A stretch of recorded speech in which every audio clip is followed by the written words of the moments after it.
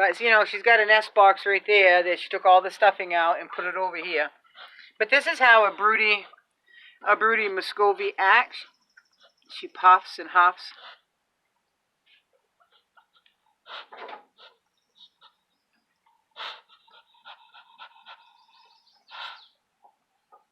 So I don't know if that light is bothering her, but I should be able to reach down and pet her without her doing anything. Yeah, see?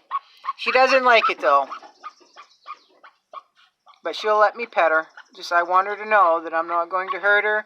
And the more I do this, the more I can check on any eggs that she has underneath her and any babies when she has them to make sure they're all right. Now, she'll let me pick her right up. See, she's only, well, I don't know if you saw, but she's on 2 eggs. And that makes her happy, and then that's okay.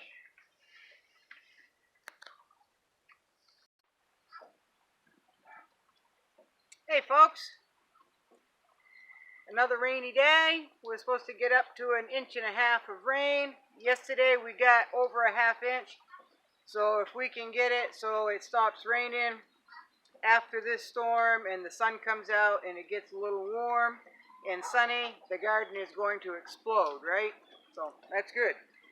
So what I like to do is not only like heavy metal homestead, not only transplant in the rain, I like to fertilize in the rain. I like to side dress with aged chicken compost, right? So that's what I just got done doing. So my back and the back of my head and my butt are soaked. But it's got to be done. And that's the thing with growing your own food or related to having kids. Okay, you can't ignore your kids and expect them to turn out all right. You can't not teach them. You can't not coach them. The same with the garden. You can't not nurture it. You can't.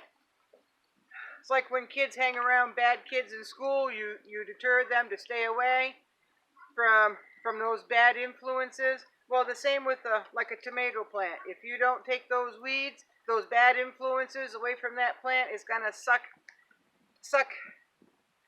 all the nutrition, all the goodness away from that tomato plant. And the reason you're growing the tomato plant is because you probably want tomatoes, right? So liken a garden to raising kids, okay?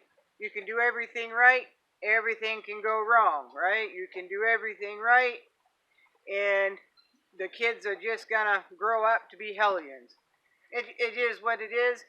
Now, sometimes you can blame the parents for the hellion kids. They just didn't pay attention to them that much, or they were too authoritarian, or they were too coddling, or they did everything for them, right? But sometimes good parents turn out bad kids because as an adult, as a teenager or whatever, you start making your own choices and sometimes you make bad choices, right?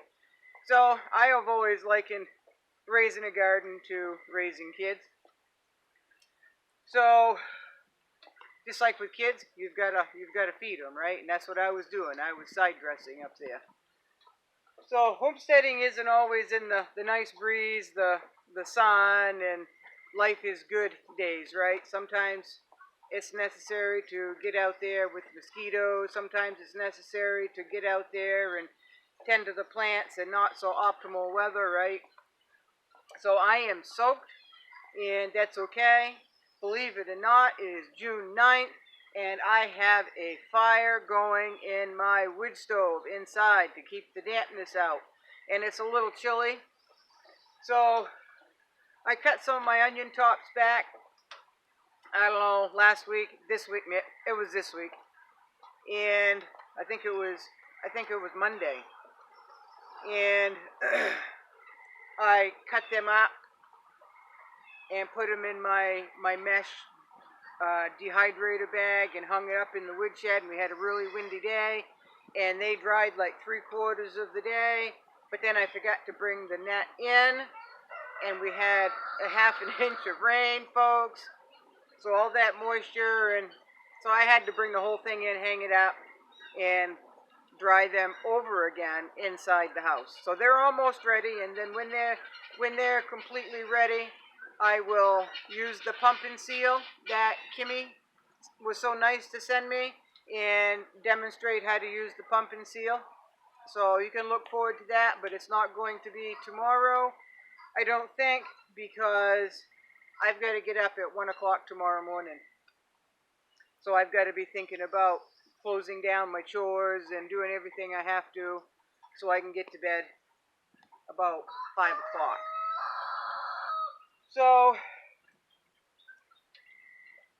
if you garden, folks, look, dirt, dirt, but you know what? I have got water, I've got a nail cleaner, and I can get every bit of that off, and I've got soap. So don't ever be afraid to get dirty, folks. It does wash off.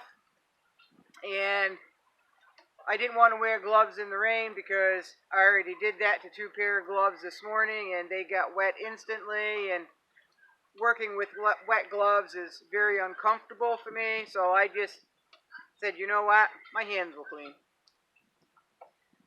So I don't really have anything much to say other than my hops are doing good. Everything is doing good, folks. Now, I planted 2 days ago, folks. 2 days ago, I planted some Napa cabbage seeds. Now, I know that it's a little bit late to be planting those, but I happened to run across them in another seed box. And I can eat young Napa. It's not like it has to be like a pumpkin where it has to, or a squash. It has to be fully mature before you can eat it. You can eat it young as lettuce or whatnot. I like a lot of kimchi, so I make a lot of kimchi.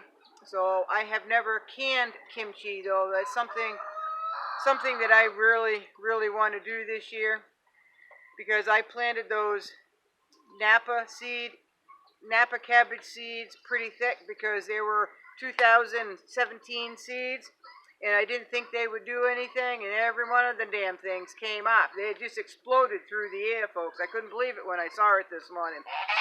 So it's been optimal weather for them.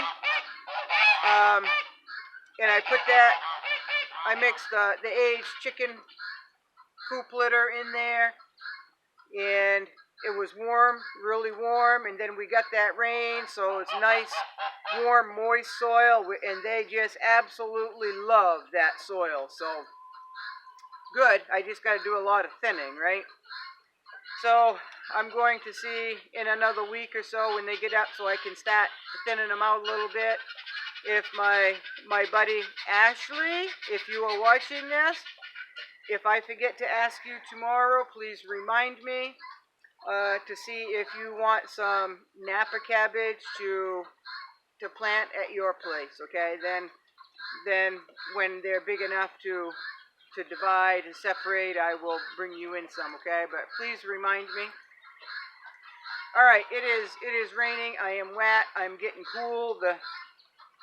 The breeze is coming right from the east, and I'm really not going to complain about this rain. This will make, well, in the past week, it'll make about 2.5 inches of rain altogether, if not 3 inches, so that is absolutely perfect. But the next few days are going to be cloudy, folks. Maybe a little sun peeking here and there, but it's supposed to be like in the low 70s. So I don't know. I'd kind of like to see it in the 80s with sun, with this nice rain that we're getting, but I'm not going to complain.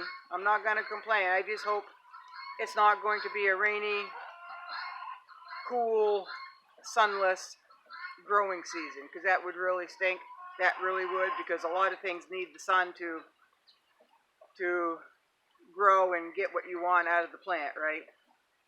So anyway, I'm a drowned rat, folks. I'm soaked. So I'm going to go in, change my clothes. I probably should. I just lost my note. I probably should collect my eggs while I'm out here. And folks, when you collect your chicken eggs or your duck eggs, goose eggs, guinea eggs, whatever you collect for eggs, and it's raining out, make sure that you cover the container that you have the eggs in, because they really can't be wet, okay, because of that bloom. What I usually do is collect them in my t-shirt until I get into the house, and then, because I don't want my eggs wet, and if they happen to get wet, and then they're eaten up they're eaten up or put in the cooler or whatever, right? So just remember farm fresh eggs. In order to store them, you need to not wash them, right? So they can stay on the counter at room temperature. All right, I gotta go. Thanks for stopping by, and nice rainy day to you. Bye-bye.